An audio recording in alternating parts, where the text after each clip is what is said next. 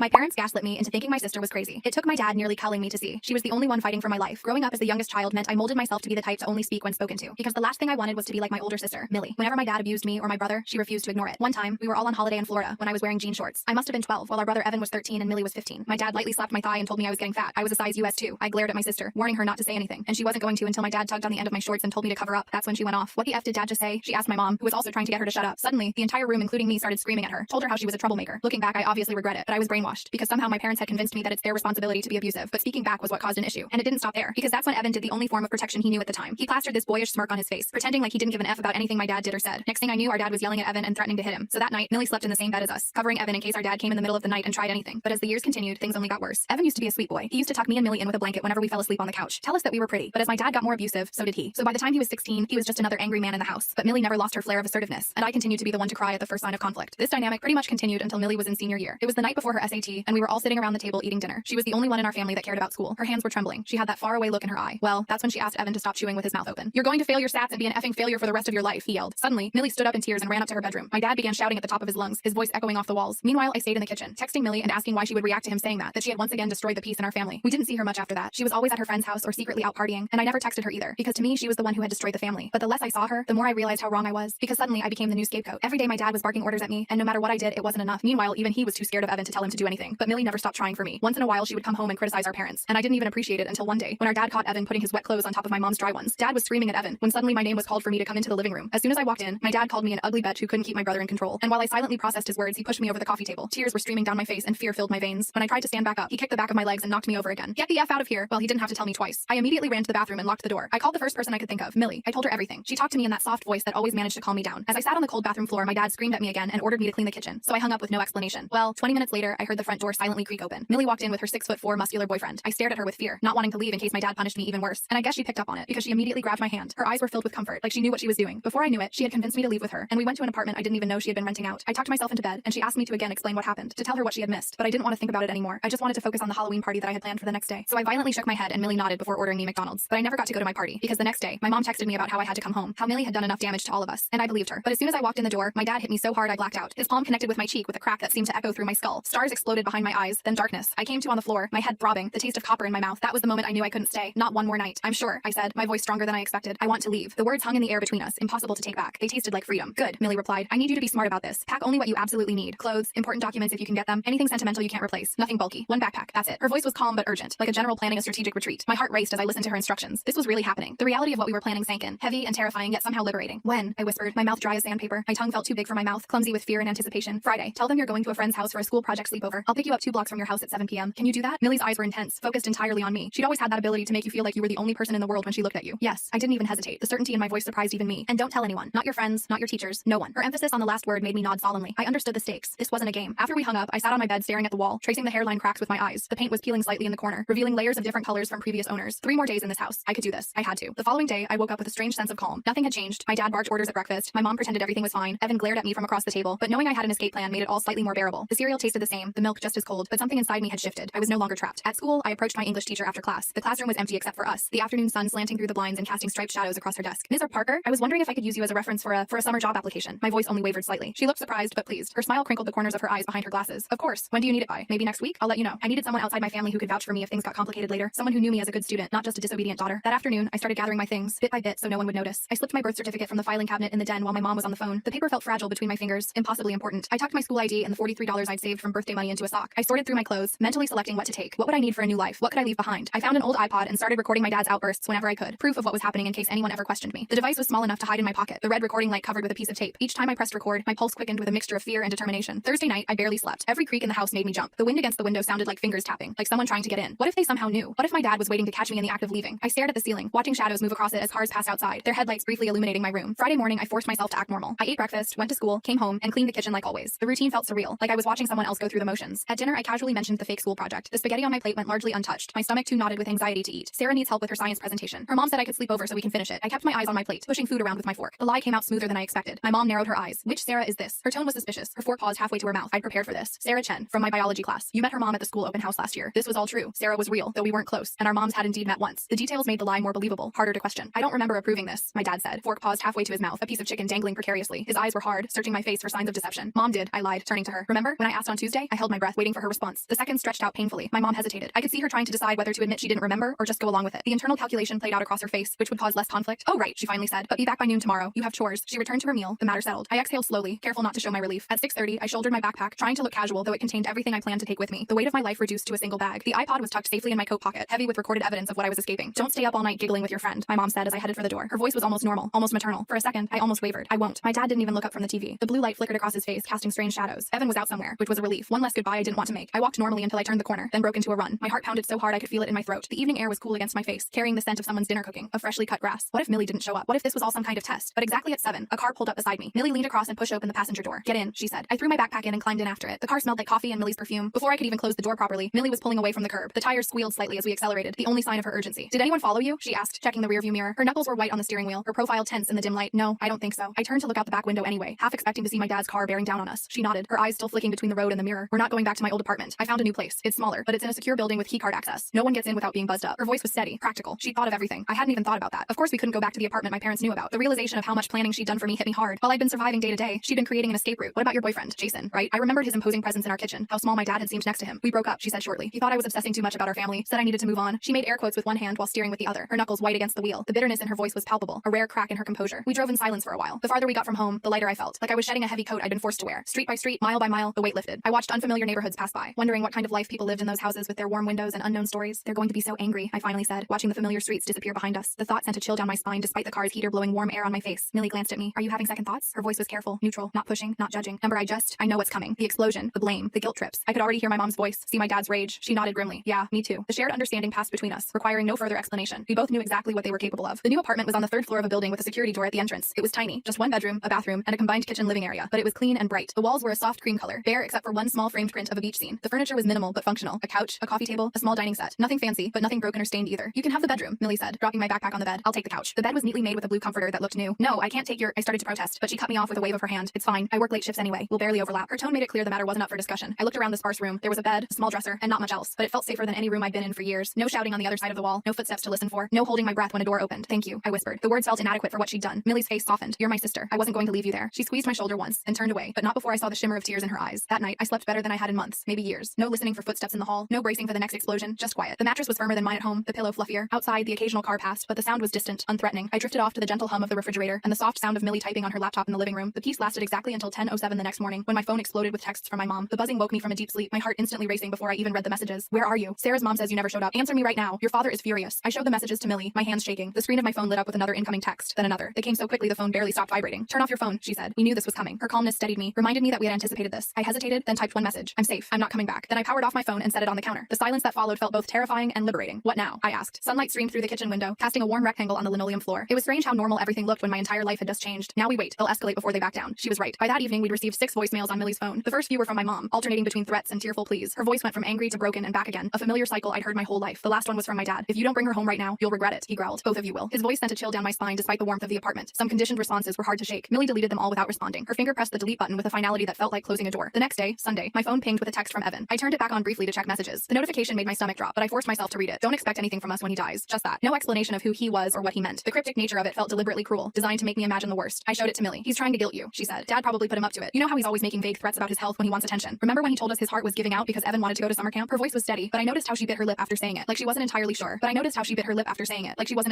A small gesture that betrayed her own worry, despite her reassuring words. The possibility that something might actually be wrong nagged at me, but I pushed it away. We'd heard too many false alarms to trust this one. Monday morning, Millie helped me enroll at a new school. We had to use her address and say she was my guardian, which wasn't technically true, but the administration didn't ask too many questions. The school was larger than my old one, the hallways wider and brighter. No one stared at me as we walked through the office. I was just another new student, unremarkable and unknown. What if they come looking for me? I asked as we walked back to the apartment. The question had been weighing on me since we left. The sidewalk was cracked in places, small weeds pushing up through the concrete, persistent life finding a way through. They might, she admitted, but they'd have to admit why you left in the first place, and I don't think they want that kind of attention. Her logic made sense, but it didn't completely ease my fear. I still found myself looking over my shoulder, scanning faces in crowds for my dad's angry glare or my mom's disapproving frown. That night, I discovered my parents had found another way to attack. My phone lit up with messages from relatives and family friends I hadn't spoken to in years. Aunts, uncles, cousins, neighbors, people I barely remembered were suddenly very concerned about my whereabouts. Your poor mother is worried sick. How could you do this to your family? Your father says you've been hanging out with a bad crowd. The story they were telling was that I'd run away to live with a boyfriend, that Millie had encouraged me to rebel, that I was breaking my parents' hearts. Each message twisted the knife, rewriting our history to make me the villain. The familiar guilt crept back in, the programming so deep it was hard to resist. They're trying to control the narrative, Millie said when I showed her. They know if people hear what really happened, they'll lose their perfect family image. She scrolled through the messages, her expression hardening with each one. The lamp cast shadows across her face, making her look older, wearier. I scrolled through the messages, feeling sick. The words blurred together, a chorus of accusations and guilt trips. No one's going to believe us, are they? The thought was devastating. that after everything, we might still be the ones painted as wrong. Millie was quiet for a moment. Then she said, "Show me those recordings again." Her voice had that determined edge I recognized. She was formulating a plan. I pulled out the iPod and played a few of the clearest ones. My dad screaming about what a disappointment I was. The sound of something, me, hitting the coffee table. My mom's cold voice telling me to clean up my own blood. The audio was tinny through the small speaker, but the rage in his voice was unmistakable. The fear in mine undeniable. "People will believe this," Millie said firmly. "We just need to be strategic about who we send it to." Her confidence bolstered mine. Maybe the truth could win out after all. We started with Aunt Dorothy, my mom's sister, who had always been a little kinder than the rest of the family. She lived 3 states away and only saw us at major holidays, but she'd always brought thoughtful gifts and asked genuine questions about our lives. We sent her a brief email explaining that I'd left home because of abuse, with one audio clip attached. The message was simple, factual, without emotional appeals. Her response came the next morning. "I always suspected. Your mom has been making excuses for your dad's temper for years. What do you need?" It wasn't much, but it was something. A crack in the wall of silence. A tiny beam of light breaking through. Next was my mom's friend Margaret, who had 2 daughters my age and had always been nice to me. She'd once slipped me $20 when my dad refused to give me money for a school field trip, whispering that it could be our secret. Then my dad's cousin Bruce, who had once pulled my dad aside at a family barbecue after he'd yelled at Evan in front of everyone. Bruce had spoken in low, intense tones, his hand gripping my dad's arm tightly. My dad had been quieter for the rest of that day. Some people never responded. Some sent back shocked messages. A few, like Aunt Dorothy, offered help, money, a place to stay if we needed it, connections to resources. Each supportive response felt like a small victory, a validation that we weren't crazy, that what happened to us wasn't normal or acceptable. "See," Millie said, "not everyone is like them." She showed me a message from our mother's college roommate, who wrote that she'd cut contact with our mom years ago because of concerning patterns she'd noticed. The knowledge that others had seen through my parents' facade was strangely comforting, but the backlash was swift. My parents doubled down on their story, telling anyone who would listen that I was troubled, that I was making things up for attention, that Millie had always been a bad influence. The campaign was coordinated and relentless. They called in favors, leveraged old relationships, spun tales of their perfect family being torn apart by rebellious daughters. My dad's brother called Millie directly. The phone rang late one evening as we were cleaning up after dinner. Millie answered on speaker, her voice neutral until she heard who it was. "You need to stop this right now," he said, his voice cold. "You're tearing this family apart with your lies." He sounded so much like my dad it made my skin crawl. The same cadence, the same underlying threat. "They're not lies," Millie shot back, and the family was already broken. Her voice didn't waver, didn't crack. She stood tall, shoulders back, as if he could see her through the phone. He hung up on her. The dial tone buzzed loudly in the quiet apartment. Millie set the phone down carefully, her movements controlled, but I could see the slight tremor in her hands. Standing up to them still took a toll, even now. 2 weeks after I left home, I still hadn't been back to school. The new school was okay. No one knew me, which meant no one asked questions, but I felt like I was sleepwalking through the days. The classrooms were unfamiliar, the teachers' names hard to remember. I drifted from class to class, taking notes mechanically, speaking only when called on. At night, I had nightmares about my dad finding me, dragging me back home. In the dreams, I couldn't run fast enough, couldn't scream loud enough. I'd wake up gasping, sheets twisted around my legs like restraints. Sometimes Millie would be there, a glass of water in hand, as if she'd sensed my distress from the other room. "Maybe we should talk to someone official," I suggested one evening, like report them or something. We were sitting on the couch, the TV on low in the background, some sitcom with a laugh track that felt jarring against our serious conversation. Millie looked up from her laptop. "We could, but without physical evidence of recent abuse, it might not go anywhere. And if it doesn't," she didn't need to finish the sentence. "If we reported them and nothing happened, they'd be even angrier, even more determined to get me back. The system that was supposed to protect people like us often failed, leaving them more vulnerable than before." "What about the recordings?" I asked. The iPod sat on the coffee table between us, innocent looking despite its damning contents. "They help, but," she sighed, "the system doesn't always work the way it should, especially when the parents are good at presenting themselves as normal." Her fingers tapped a restless rhythm on the keyboard, betraying her frustration. I nodded, remembering how charming my dad could be when he wanted to, how my mom could turn on the concerned parent act in an instant, how they'd fooled teachers, neighbors, friends for years. The thought of facing them in court, of being forced to see them again, made my stomach churn. So what do we do? The question hung in the air between us, heavy with implications. Millie closed her laptop. "We keep building our case, and we make sure as many people as possible know the truth." Her determination was unwavering, a constant in my shifting world. That night I couldn't sleep. I kept thinking about all the other kids like me, trapped in homes where no one believed them, where they had no Millie to help them escape. Kids who went to school with bruises hidden under long sleeves, who flinched at loud noises, who never invited friends over. How many of them were lying awake right now, planning their escape, or worse, believing they deserved what was happening to them? I got up and went to the living room, where Millie was still awake, scrolling through her phone. The blue light illuminated her face in the darkness, highlighting the shadows under her eyes. She looked up when I entered, immediately alert. "I want to tell our story," I said. "All of it, publicly." The words came out with a certainty that surprised me. She looked up, surprised. "Are you sure? Once it's out there, you can't take it back." Her concern was valid. Going public would mean exposing ourselves completely, opening our lives to scrutiny and judgment. I'm sure, and I was. For the first time in a long time, I felt absolutely certain about something. The next day, I sat down and wrote everything, from my earliest memories of my dad's rage to the final blow that knocked me unconscious. I described my mom's enablement, Evan's transformation, Millie's attempts to help. The words poured out of me, years of silence finally breaking. I didn't use our real names, but I included enough details that anyone who knew us would recognize the story. When I finished, I read it to Millie. Her eyes were wet by the end. "It's perfect," she said. "But are you absolutely certain you want to post this?" Her hand rested on mine, warm and steady. I nodded. "I want other kids to know they're not alone, and I want our parents to know they can't silence me anymore." The decision felt right, like stepping into sunlight after years in a dark room. I created a new social media account and posted my story, along with a few of the clearest audio clips. Then I sent the link to everyone in our extended family and my parents' social circle. My finger hovered over the send button for just a moment before pressing it firmly. No going back now. The response was immediate and overwhelming. Messages poured in, some supportive, some accusatory, some from complete strangers sharing similar experiences. My post was shared hundreds of times within the first day. People I'd never met were commenting, sharing their own stories, offering resources and support. It was like a dam had broken, releasing a flood of shared pain and resilience. And then came the fallout. My mom's church friends stopped visiting their house. My dad lost a part-time contract job when his boss recognized his voice from one of the audio clips. Evan dropped out of school and, according to Aunt Dorothy, started disappearing for days at a time. Their carefully constructed facade was crumbling, exposing the rot beneath. "You've ruined everything," my mom texted me. "I hope you're happy." The message came late at night, probably after a few glasses of wine. I could almost hear her bitter tone through the text. I didn't respond. For the first time, I truly understood that their happiness had always depended on my silence, my compliance, my willingness to absorb their abuse without complaint. Their perfect family was built on my broken spirit, and I refused to rebuild it for them. A month after my post went viral, Millie and I were eating dinner when someone pounded on the apartment door. The sound was so unexpected, so violent, that I dropped my fork with a clatter. We froze, looking at each other in alarm. The pounding came again, harder this time, making the door rattle in its frame. "Who is it?" Millie called, not moving from her chair. Her voice was steady, but I could see the tension in her shoulders, the way her hand slowly reached for her phone. "Open this door right now." My dad's voice, slurred but unmistakable. My blood turned to ice. The room seemed to tilt around me, the walls closing in. I couldn't breathe, couldn't move. "How did he find us?" I whispered, my voice barely audible over the continued pounding. My hands gripped the edge of the table so hard my knuckles turned white. Millie grabbed her phone. "I don't know, but he's not getting in." Her voice was calm, but her eyes betrayed her fear. She dialed quickly, speaking in low, urgent tones to someone on the other end. Later, we discovered that one of our distant relatives, cousin Roy, had seen us at at a nearby grocery store and tipped off my parents. He'd always been my dad's favorite drinking buddy and apparently felt more loyalty to him than to our safety. The betrayal stung, even though we'd never been close to Roy. The pounding continued, along with a stream of threats and obscenities. Each impact made me flinch. Each word brought back memories I'd been trying to suppress. Millie called the building manager, who said he was calling the police. The minutes stretched endlessly as we waited, listening to my dad's rage through the door. Your father's hammered, she whispered to me. He's making a scene in front of all the neighbors. There was a grim satisfaction in her voice. He was showing his true colors to strangers, confirming everything we'd said about him. I nodded, too terrified to speak. We sat in silence, listening to my dad's rage through the door. His words slurred together, but the hatred in them was clear enough. I know you're in there. You can't hide from me. His voice was hoarse from shouting, but he showed no signs of stopping. I could picture him on the other side of the door, face red, veins bulging in his forehead like they always did when he was in a rage. Then suddenly, other voices, the building manager, and then the firm tones of police officers. The shouting stopped. We heard muffled conversation, then footsteps moving away. The sudden silence was almost as jarring as the pounding had been. The building manager knocked softly. He's gone. The police escorted him off the property and issued a trespass warning. Are you both okay? His voice was kind, concerned in a way that made my throat tight with unexpected emotion. Yes, Millie called back, though her face was pale. Thank you. We listened to his footsteps retreat down the hall before either of us moved. The danger had passed, but the fear lingered, a heavy presence in the room. That night we packed our essential belongings again. The routine was becoming familiar. What to take, what to leave, how to disappear. The next morning, Millie called in sick to work, and we moved to a different apartment in another part of the city, one where our parents wouldn't find us. The new place was even smaller than the last, but it had a deadbolt and a peephole in the door. Small comforts that meant everything. We can't keep running forever, I said as we unpacked in the new place. Boxes surrounded us, our lives once again reduced to the essentials. The constant movement was exhausting, the vigilance draining. We won't have to, Millie promised. They'll give up eventually. She arranged mugs in the cabinet, creating a semblance of home in this new space, but I wasn't so sure. My dad's rage had always been relentless, and now we'd humiliated him publicly, made him lose face with his friends, his colleagues, his community. People who had once respected him now whispered behind his back. His pride wouldn't let that stand. 2 months after we moved to the new apartment, I got a single text from Evan. You were right. I'm sorry. I stared at it for a long time, my thumb hovering over the reply button. The message was timestamped 2:17 a.m., sent in the middle of the night, perhaps in a moment of clarity or regret. Part of me wanted to respond, to ask if he was okay, to tell him he could join us if he wanted to escape too. The brother I remembered from childhood, the one who tucked blankets around me and told me I was pretty, still existed somewhere inside the angry young man he'd become. I wanted to reach that person, to offer him the same lifeline Millie had thrown to me. But another part remembered how he'd changed, how he'd become my dad's mini-me, how he'd watched my abuse and done nothing, how he'd participated in it, adding his own cruelty to the mix. The memory of pasta flying from his mouth as he screamed at Millie was still vivid, still painful. I deleted the message without responding. Maybe someday I'd be ready to forgive him, to help him, but not yet. Not when the wounds were still so fresh. The nightmares gradually became less frequent. I started therapy, funded partly by Millie and partly by a part-time job I picked up at a bookstore. The quiet environment suited me, the orderly rows of books comforting in their predictability. I made a few friends at school. I stopped flinching when people raised their voices. Small victories, but meaningful ones. One day, I realized I wasn't wearing my mom's necklace anymore. I couldn't even remember when I'd taken it off or where I'd put it. It felt symbolic somehow, the breaking of the last chain tying me to that house. The small gold heart had once seemed precious, a rare token of affection from a woman who rarely showed it. Now it seemed like what it was, a cheap trinket given to buy my silence and compliance. Millie noticed the change in me too. You stand taller now, she said one evening. You look people in the eye. We were washing dishes together. The mundane task transformed into something peaceful by the absence of tension, of fear. I smiled. I learned from the best. The compliment made her duck her head, embarrassed but pleased. As the months passed, the messages from my parents became less frequent, then stopped altogether. The last one, from my mom, simply said, I hope someday you'll forgive us. I didn't respond to that one either. Forgiveness might come someday, but it would be on my terms, not theirs. It would be because I was ready to let go of the pain, not because they deserved absolution. On the 1-year anniversary of the day I left home, Millie surprised me with a small cake after dinner. It was nothing fancy, just a simple chocolate cake with a single candle stuck in the center. But the gesture brought tears to my eyes. What's this for? I asked. The flame wavered slightly in the air between us, casting a warm glow on her face. Your Independence Day, she said, smiling. 1 year of freedom. Her eyes shone with pride, not just for me, but for us, for what we'd accomplished together. I blew out the single candle, making a silent wish for many more years just like it. Years of safety, of growth, of healing. Years where I could become the person I was meant to be, not the frightened girl I'd been forced to be. The next day, I sat down at my computer and started typing a new post. Not about trauma this time, but about healing. About finding strength in the aftermath of abuse. About building a new life from the ashes of the old one. The words came easily, flowing from a place of hard-won wisdom rather than pain. I titled it The Voice They Couldn't Silence and hit publish. My story no longer belonged to them. It belonged to me. The power of that realization settled over me like a warm blanket, comforting and secure. I sat back in my chair, watching the view count climb on my post. Within hours, it had reached thousands. Comments poured in, some from survivors sharing their own stories, others offering support, a few even asking how they could help friends in similar situations. It felt surreal to see my pain transformed into something that might actually help others. You're trending, Millie said, peering over my shoulder at the screen. How does it feel? She rested her hand on my shoulder, a gesture that once would have made me flinch, but now felt natural, comforting. I shrugged, not sure how to put it into words. Weird, good weird, I think. How could I explain the strange mix of vulnerability and power, of exposure and freedom? My phone buzzed with a notification, another comment on my post, this one longer than most. I clicked to expand it, curious what this stranger had to say about my life. I never told anyone what happened in my house. Reading your story made me realize I'm not crazy. I'm showing this to my school counselor tomorrow. Thank you. The simple message hit me hard, bringing fresh tears to my eyes. Someone else would get help because I'd been brave enough to speak. My throat tightened. This is why I did it, I whispered to Millie, showing her the comment. This was the purpose that had emerged from my pain, to be the voice I needed to hear when I was trapped and silent. She squeezed my shoulder. You're braver than I was at your age. Her voice was thick with emotion, with pride. That's not true. You stood up to them when no one else would. I turned to look at her, this sister who had saved me in every way a person could be saved. And look where it got us, she said with a half smile, gesturing around our tiny apartment. The space was small but filled with light, with books and plants and small treasures we'd collected together. No shouting, no fear, no walking on eggshells. Exactly. Free.